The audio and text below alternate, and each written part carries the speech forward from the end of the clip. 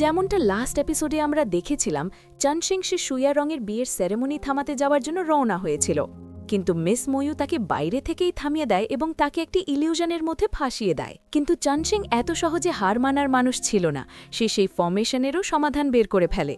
আর যখন সে এক ফর্মেশন ভেঙে বাইরে বের হয়, তখন সে বুঝতে পারে যে সে আরেকটা ট্র্যাপের মধ্যে পড়ে গেছে।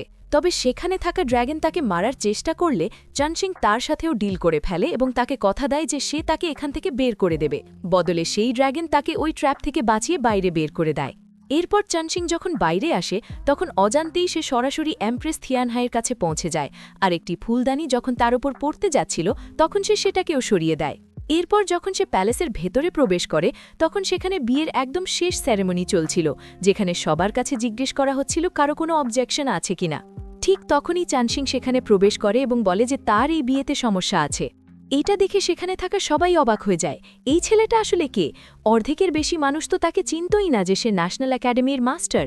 কিন্তু তারা বলছিল, দেখো তো এই লোকটার সাহস, সুইয়া রঙের বিয়েতে অবজেকশন করছে, মনে হয় নিজের জীবনের কোনো মূল্যই নাই। তখনই জেনারেল দাঁড়িয়ে যায় এবং বলে, এটা কি রসিকতা? যে কেউ এসে আমার মেয়ের বিয়ে থামানোর চেষ্টা করবে? তোমার সাহস হলো কি করে? সে গার্ডসদের বলে তাকে ধরে বাইরে ফেলে দিতে, কিন্তু গার্ডসদের সাথে লড়াই করার জন্য লুলুয়া এবং ট্যাং 36 দুজনেই তার সামনে এসে দাঁড়ায়।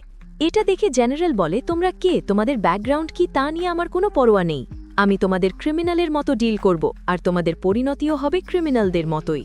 ঠিক তখনই গ্র্যান্ড এল্ডার কথা বলে ওঠে এবং বলে, এতে কোনো ভুল হয়নি, এই ছেলেটা কোনো ভায়োলেশন করেনি, সে অন্য কেউ নয়, আমাদের ন্যাশনাল একাডেমির ডিন, শুধু আসতে একটু দেরি হয়েছে, কিন্তু দেরি করে আসা কোনো ভায়োলেশন নয়, তাই তাকে কথা বলতে দাও, সে যা বলতে চায় বলতে পারে। কিন্তু সেখানে থাকা মিস্টার লিউ বলে, কিন্তু সে তো অবজেকশন করছে। তখন ডিন বলে, হ্যাঁ, এটা একটা ন্যাচারাল প্রসেস, কারো না কারো আপত্তি থাকেই। এখন যেহেতু বিষয়টা সামনে এসেছে, আমার মনে হয় এটা সবার সামনে পরিষ্কার হওয়া উচিত। এটা শুনে মিস ময়ুও চুপচাপ বসে যায়। এরপর চাশেন বলে, আমি এই হলের বাইরে ছিলাম এবং শুনেছি লিশি সেক্টের কাঞ্জুন সুয়ারংকে বিয়ে করতে চায়, কিন্তু সুয়ারং তো এখানে উপস্থিতি নেই। আমার মনে হয় এই বিয়ে তখন পর্যন্ত হওয়া উচিত নয় যতক্ষণ না দুজনেই এতে রাজি হয়। এই কারণেই আমি অবজেকশন করছি, যতক্ষণ না তারা দুজন এখানে এসে একে অপরকে স্বীকার করছে এই বিয়ে হওয়া উচিত নয়। কিন্তু লিশি সেক্টের মাস্টার এই কথা শুনে খুবই রেগে যায় এবং বলে, তোমাকে এই অধিকার কে দিয়েছে যে তুমি লিশি সেক্ট এবং শু ফ্যামিলির ব্যাপার এভাবে সবার সামনে নষ্ট করো? তুমি কে যে দুই সেক্টের মাঝে কথা বলবে? তখন চাশেন বলে, আমার কাছে ম্যারেজ কন্ট্রাক্ট আছে, আমি সুইয়া রঙের ফিয়ন্সে, আর সে আমার ফিয়ন্সে, তাই তার বিয়ে অন্য কারো সাথে হওয়া উচিত নয়। এটা শুনে সবাই চমকে ওঠে, কেউই বিশ্বাস করতে পারছিল না যে চাশেন এমন একটি সারপ্রাইজ দেবে। এরপর সবাই তাকে জিজ্ঞেস করে তার কাছে কি প্রমাণ আছে। তখন চাশেন তাদের ম্যারেজ কন্ট্রাক্ট দেখায়। সেটা যখন সবার সামনে আসে, তখন সবাই দেখে যে তাতে শু ফ্যামিলির গ্র্যান্ড এল্ডারের সিল রয়েছে, যার মানে তিনি নিজেই এই বিয়ের সাক্ষী ছিলেন। এটা দেখে সবাই হতভাগ হয়ে যায়, আর জেনারেলের সব আশা ভেঙে যায়। এরপর লুলো বলতেও শুরু করে, যদি এই ম্যারেজ কন্ট্রাক্ট সত্যি হয়, তাহলে এখানে কেউ আছে যে সবাইকে প্রতারণা করছে, কেউ একজন নিজের মেয়েকে বিক্রি করছে। সে একজন জেনারেল, যুদ্ধক্ষেত্র সম্পর্কে ভালো জানে, কিন্তু মনে হচ্ছে এখন সে বিজনেসম্যান হয়ে গেছে। এরপর আমাদের দেখানো হয় লিশি সেক্টের গ্র্যান্ডসনকে। সে চা পান করতে করতে বলে, এই বিয়ে হয়তো তোমাদের প্যারেন্টস ঠিক করেছিল, কিন্তু এখন আমার ব্রাদারের বিয়ে সুইয়া রঙের সাথে হয়ে গেছে, কারণ আমরা 3টি ফর্ম্যালিটিস সম্পূর্ণ করেছি, আর তুমি মাত্র একটি করেছ। তবে আসলে এতে কিছু যায় আসে না, আসল বিষয় হলো সুইয়া রং কাকে বিয়ে করতে চায়। এরপর আরেকজন ছেলের সামনে এসে বলে, সবাই জানে আমার সিনিয়র ব্রাদার কিউশ্যান এবং সুইয়া রং ছোটবেলা থেকেই একে অপরকে পছন্দ করে। আমরা সবাই জানি ভালোবাসা গোল্ডের থেকেও মূল্যবান। তোমার কাছে ম্যারেজ সার্টিফিকেট থাকলেও সুইয়া রং তোমাকে বিয়ে করবে না। যদি তুমি তাকে সম্মান করো, তাহলে তার বিয়েতে বাধা দেওয়া উচিত নয়। এটা বলার পর আমরা দেখি একটি হোয়াইট ক্রেন উড়ে প্যালেসের ভেতরে এসে পড়ে। সেটাকে দেখেই সবাই বুঝে যায় এটা সুইয়া রঙের হোয়াইট ক্রেন। লিশি সেক্টের লোকেরা বলে, এটাই সেই হোয়াইট ক্রেন যা সিনিয়র সিস্টার আমাদের ব্রাদার কিউশ্যানের জন্য পাঠাতো। কিন্তু আমরা দেখি সেই হোয়াইট ক্রেনের মুখে একটি রেড ফ্লাওয়ার রয়েছে, আর সেটা সরাসরি চানশ্যানের সামনে এসে দাঁড়ায়। চানশ্যান নিজের হাতে তাকে আদর করলে সবাই অবাক হয়ে যায়। হোয়াইট ক্রেন তার কাছে গেল কিভাবে? তারপর সেই রেড ফ্লাওয়ার উপরে উঠতেই সেখান থেকে প্রচণ্ড এনার্জি বের হয় আর একটি প্রজেকশন বডি দেখা যায় যা আসলে সুইয়া রঙের বডি। তাকে দেখে চানশেন নিজেও বিস্মিত হয়ে যায়। সে ভাবতেই পারেনি সুইয়া রং এত সুন্দর হবে। এরপর সুইয়া রং তার প্যারেন্টসের সামনে এসে দাঁড়ায় এবং বলে, আমার বিয়ে সম্পর্কে আমি জানতামই না যে আমার বিয়ে অন্য কারো সাথে ঠিক করা হয়েছে। এই কারণেই আমি কাঞ্জুনের সাথে বিয়ে করতে রাজি হয়ে গিয়েছিলাম, কিন্তু এখন যেহেতু আমি জেনে গেছি যে আমার বিয়ে অনেক আগেই আমার গ্র্যান্ডপা ঠিক করে রেখেছিলেন এবং আমি ম্যারেজ সার্টিফিকেটও পেয়ে গেছি, তাই আমি আপনার কাছে ক্ষমা চাইছি। আমি কাঞ্জুনের সাথে বিয়ে করতে পারি না, কারণ আমার মঙ্গেতর তো চানশ্যাং, আর আমি কাঞ্জুনকে রেসপেক্ট করি। সে একজন ভালো ওয়ারিয়র, কিন্তু যেহেতু আমার বিয়ে আগে থেকেই ঠিক করা আছে, তাই আমি কাঞ্জুনের সাথে বিয়ে করতে চাই না।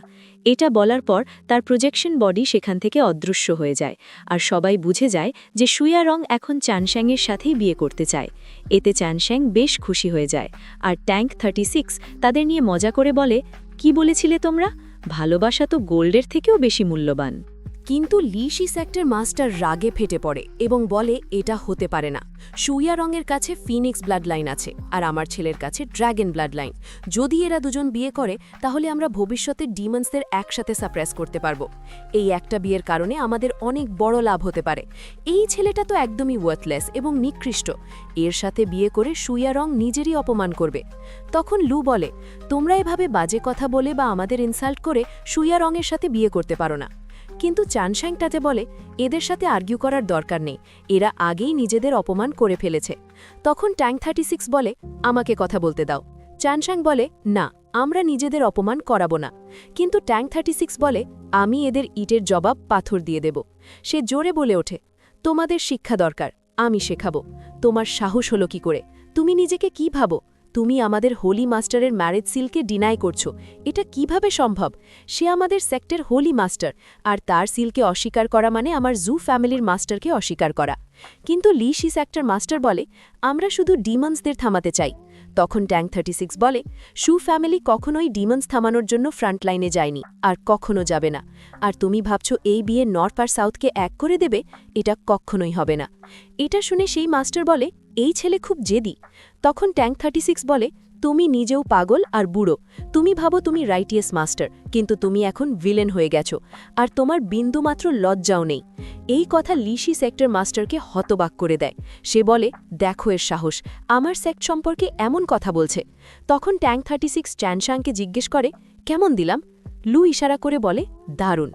কিন্তু লিশি সেক্টর মাস্টার নিজের অপমান সহ্য করতে পারে না। সে রেগে বলে, আজ যদি তোমাদের এখানে থেকে যেতে দিই তাহলে আমি সত্যিকারের বাবা নই। এরপর সে নিজের পাওয়ার অ্যাক্টিভেট করে এবং তাদের মারার জন্য এক ভয়ঙ্কর অ্যাট্যাক প্রস্তুত করে।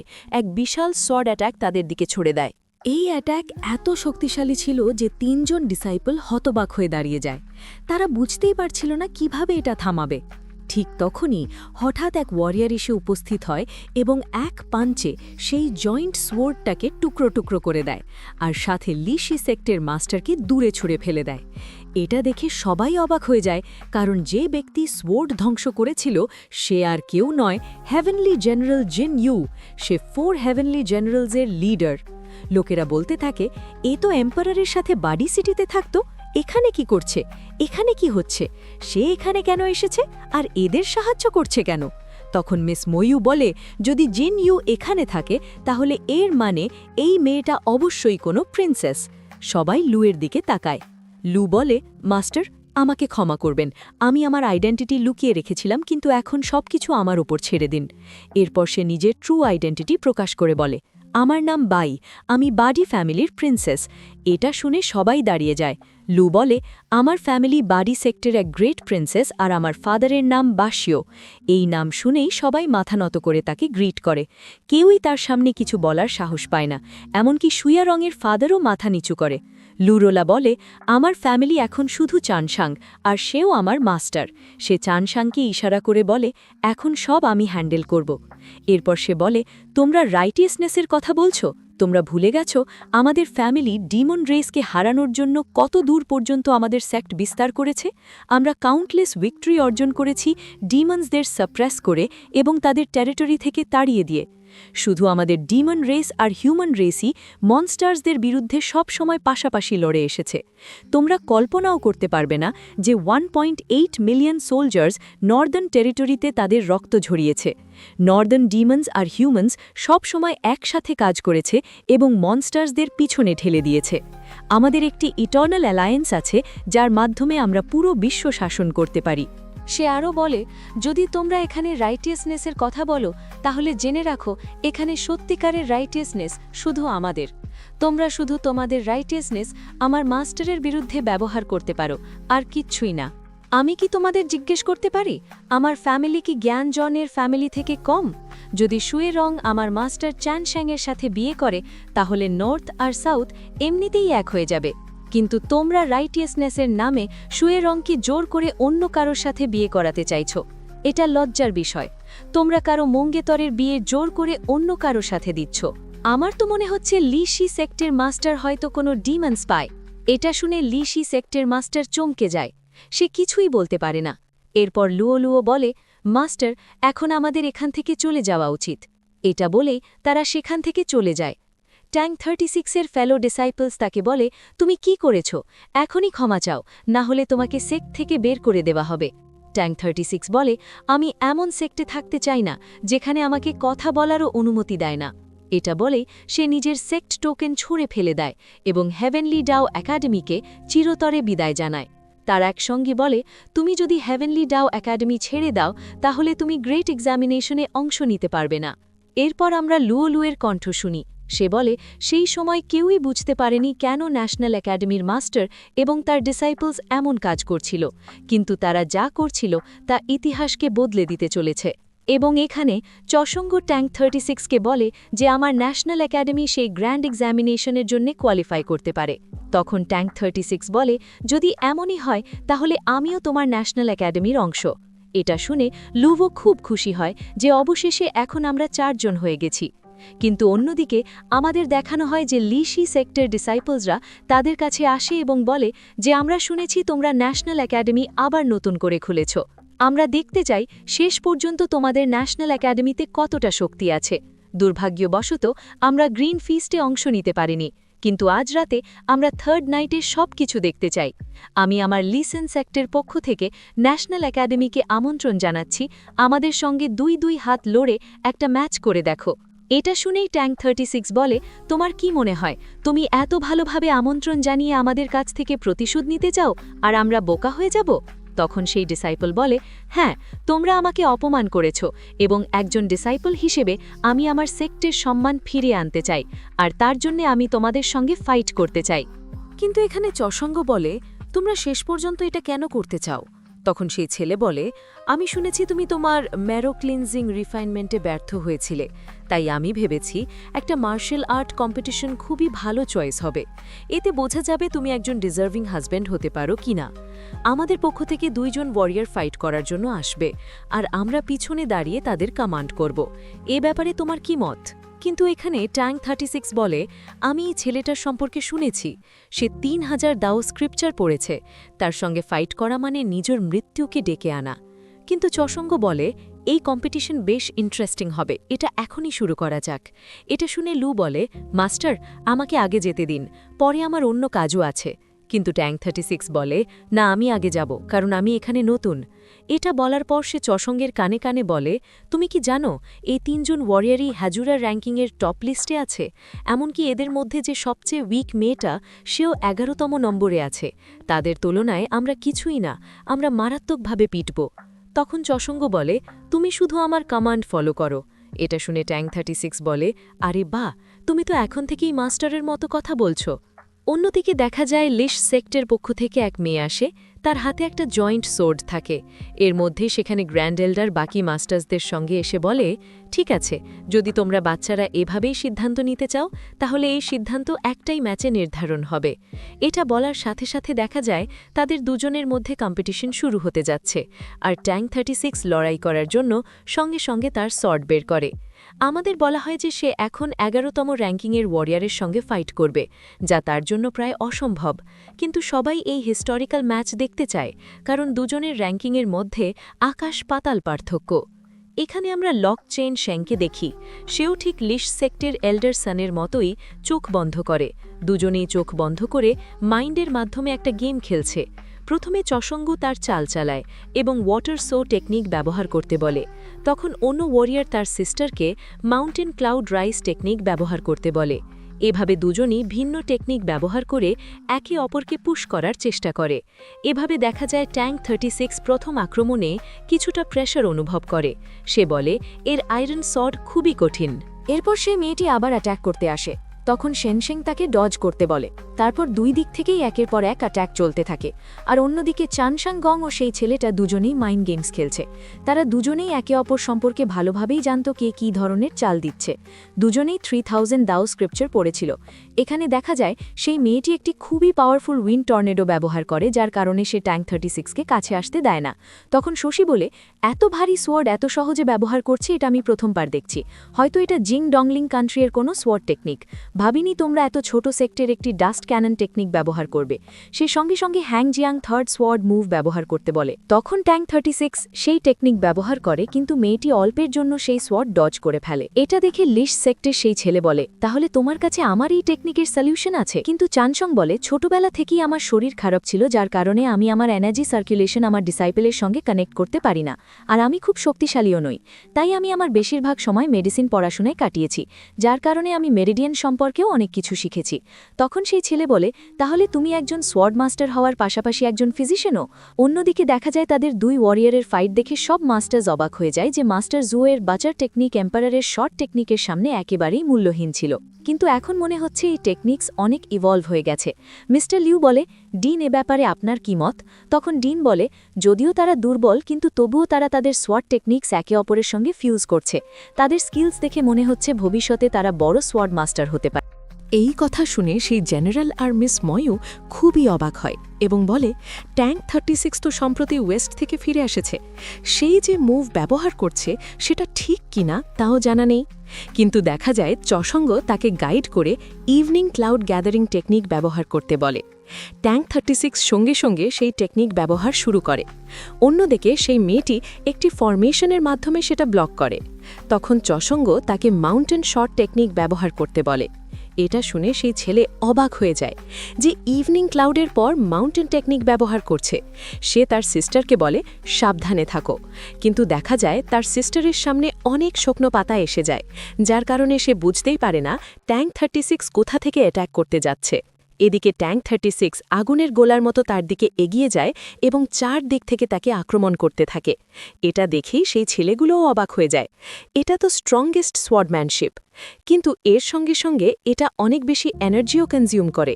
আর চশঙ্গের সঙ্গে কম্পিটিশন করা সেই ছেলেটা বলে, যদি আমরা একটু বেশি সময় ধরে রাখতে পারি তাহলে এই ছেলেটার এনার্জি নিজে থেকেই শেষ হয়ে যাবে। এটা শুনে সেই মেয়েটা ট্যাঙ্ক 36-এর আক্রমণ ব্লক করার চেষ্টা করে, কিন্তু চশঙ্গ বলে তা হবে না। এরপর সেই মেয়েটা ট্যাঙ্ক 36কে থামানোর জন্য নিজের সোয়ার্ড তার সোয়ার্ডের সামনে আনে এবং দুজনেই একে অপরকে পুশ করার চেষ্টা করে। দেখা যায় এখানে ট্যাঙ্ক 36 তাকে পিছনে ঠেলে দেয় এবং সে ভাবে যে তাকে অন্য কোনো টেকনিক ব্যবহার করতে হবে, কিন্তু চশঙ্গ তাকে ডিস্টেন্স মাউন্টেন সোয়ার্ড টেকনিক ব্যবহার করতে বলে। এরপর ট্যাঙ্ক 36 তার অন্য পাশে গিয়ে তাকে জোরে একটা কিক মারে, যার ফলে সে মেয়েটাকে তুলে দূরে ছুঁড়ে ফেলে দেয়। এর কারণে তার হাত থেকে সোয়ার্ডটাও নিচে পড়ে যায়, আর চশঙ্গ খুব সহজেই এই লড়াই ঘুরিয়ে দেয়। সেই ছেলেটা তার বোনের এই অবস্থা দেখে নিজের হার মেনে নেয়। এরপর ট্যাঙ্ক 36 বলে, আমি কি জিতে গেছি? আমি জিতেছি মানে ন্যাশনাল একাডেমি জিতেছে। তখন গ্র্যান্ড এল্ডার সবার সামনে ঘোষণা করে যে এই ম্যাচ ন্যাশনাল একাডেমি জিতেছে। অন্যদিকে লিশ সেক্টের সেই মেয়েটা তার ভাইদের কাছে গিয়ে বলে, আমাকে মাফ করে দিও, আমি আমাদের সেক্টের সম্মান নষ্ট করে ফেলেছি। কিন্তু তার সিনিয়র ব্রাদার বলে, হার জিত লড়াইয়েরই অংশ। তবে এই লড়াই এখনও শেষ হয়নি, আমরা এই ম্যাচ জিতেই ফিরব। এরপর সেখানে উপস্থিত লিশ সেনের সেকেন্ড সান বলে, এই গেম এখনও শেষ হয়নি, এবার আমরা সেকেন্ড রাউন্ডে যাব, এখন আসল স্ট্রেংথ দেখানোর পালা। এটা বলেই সে লড়াইয়ের জন্য প্রস্তুত হয়ে যায়। তখন লুভু বলে, তুমি কি সত্যিই আমার বিরুদ্ধে তোমার স্ট্রেংথ দেখাতে পারবে? সেই ছেলেটা বলে, আমরা লিশন সেক্টর সোর্ড মাস্টার, আমরা আমাদের সেক্টর সম্মান ফিরিয়ে আনব এবং আমরা কারো কাছে হার মানব না। এখানে গ্র্যান্ড এল্ডার বলে, লুভো হলো 9th র্যাঙ্কিংয়ের ওয়ারিয়ার আর সেই ছেলেটা 4th র্যাঙ্কিংয়ের ওয়ারিয়ার। দুজনের মধ্যে অনেক পার্থক্য আছে।